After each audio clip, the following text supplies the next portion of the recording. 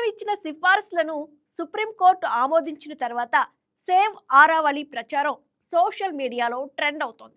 కేంద్రం నిర్ణయం, సుప్రీంకోర్టు తీర్పు పర్యావరణవేత్తలను ఆందోళనకు గురిచేస్తోంది. ఈ క్రమంలో తాజా నిర్ణయం ఆరావళికి డెత్ వారెంట్ అంటూ కొందరు పేర్కొంటున్నారు. అయితే కేంద్రం ఏం నిర్ణయం తీసుకుంది? సుప్రీంకోర్టు ఏమని ఆమోదించింది? ఆరావళికి వచ్చే ముప్పేంటి? సేవ్ ఆరావళి ప్రచారం సోషల్ మీడియాలో ఎందుకు ట్రెండ్ అవుతోంది అనే విషయాలు ఇప్పుడు చూద్దాం.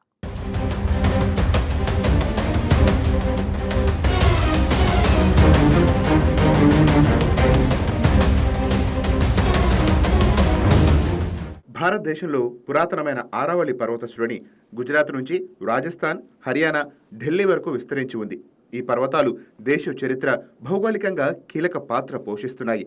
సుమారు 700 కిలోమీటర్ల పొడవున పర్వత శ్రేణి విస్తరించి ఉంది. ఫారెస్ట్ సర్వే ఆఫ్ ఇండియా 2024లో ఒక విషయాన్ని చెప్పింది. ఆరావళిలోని తక్కువ ఎత్తు ఉండే పర్వతాలు థారెడారి నుంచి వచ్చే ధూళి, ఇసుకను అడ్డుకోవటంలో సహజ కవచంగా పనిచేస్తోందని తెలిపింది. ఇది ఢిల్లీ ఎన్సీఆర్ ప్రాంతంతో సహా బహుళ రాష్ట్రాలకు భూగర్భజల రీఛార్జ్, గొప్ప జీవ వైవిధ్యాన్ని నిలబెట్టేందుకు సహాయపడుతుందని పేర్కొంది.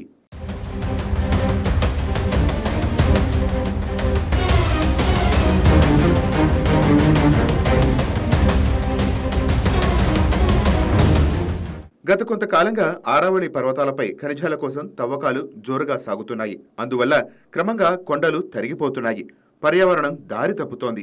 ఈ పర్వతాలు తరిగిపోతూ ఉంటే చలిగాలులు ముందుగానే ఇండియాలోకి వచ్చేస్తాయి. అయితే కేంద్ర ప్రభుత్వం ఈ పర్వతాల్లో 100 మీటర్ల కంటే తక్కువ ఎత్తు ఉన్న పర్వతాల్లో మైనింగ్ జరుపుకోవచ్చునని అనుమతి ఇచ్చింది. కేంద్రం తీరుపై పర్యావరణవేత్తల నుంచి, పలు పార్టీల నుంచి విమర్శలు వెల్లువెత్తుతున్నాయి.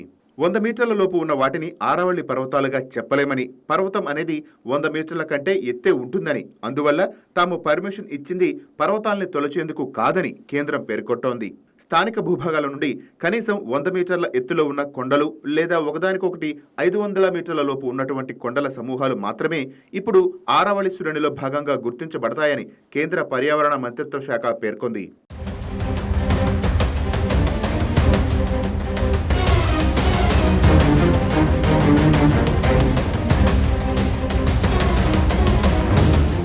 కేంద్రం పర్వతాలకు కొత్త నిర్వచనం ఇవ్వటంతో ఆరావళిలోని 90% పర్వతాలకు మైనింగ్ ముంపు పొంచి ఉంది.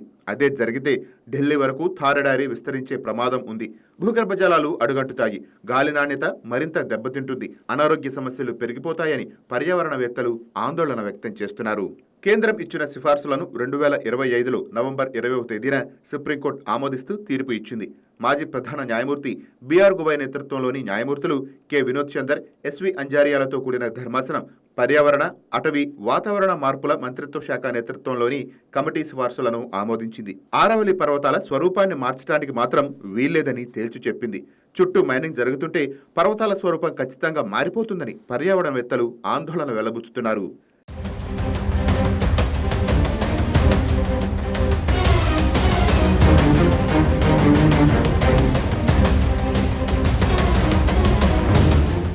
సుప్రీంకోర్టు నిర్ణయం తరువాత పురాతన పర్వత వ్యవస్థల్లో ఒకటైన ఆరావళి కొండలు సోషల్ మీడియాలో ట్రెండ్ అవుతున్నాయి. సుప్రీం తీరుపై పర్యావరణవేత్తలు, నిపుణులు ఆందోళన వ్యక్తం చేస్తున్నారు. దీంతో సేవ్ ఆరావళి హ్యాష్ట్యాగ్తో ఆరావళిని రక్షించాలంటూ సోషల్ మీడియా వేదికగా నిపుణులు, పర్యావరణ కార్యకర్తలు పిలుపునిస్తున్నారు. ఆరావళి పర్వత శ్రేణికి ఏదైనా నష్టం జరిగితే ఉత్తర భారతదేశంలోని పర్యావరణ భవిష్యత్తుకు తీవ్రమైన ముప్పు ఏర్పడుతుందని రాజస్థాన్ మాజీ ముఖ్యమంత్రి, కాంగ్రెస్ నేత అశోక్ గెహ్లాట్ పేర్కొన్నారు. ఆరావళి పర్వతాల నిర్వచనాన్ని పునఃపరిశీలించాలని కేంద్రానికి విజ్ఞప్తి చేశారు. ఆరావళి శ్రేణిలో మైనింగ్, పర్యావరణ రక్షణలపై పెరుగుతున్న చర్చల మధ్య సేవ్ ఆరావళి ప్రచారానికి మద్దతుగా కాంగ్రెస్ నాయకుడు తన సోషల్ మీడియా ప్రొఫైల్ చిత్రాన్ని కూడా మార్చారు. అంతేకాదు, ఆరావళిని టేపు కొలతలు లేదా ఎత్తు ద్వారా మాత్రమే అంచనా వేయలేము, దాని పర్యావరణ ప్రాముఖ్యత ద్వారా దానిని అంచనా వేయాలని గెహ్లాట్ అన్నారు.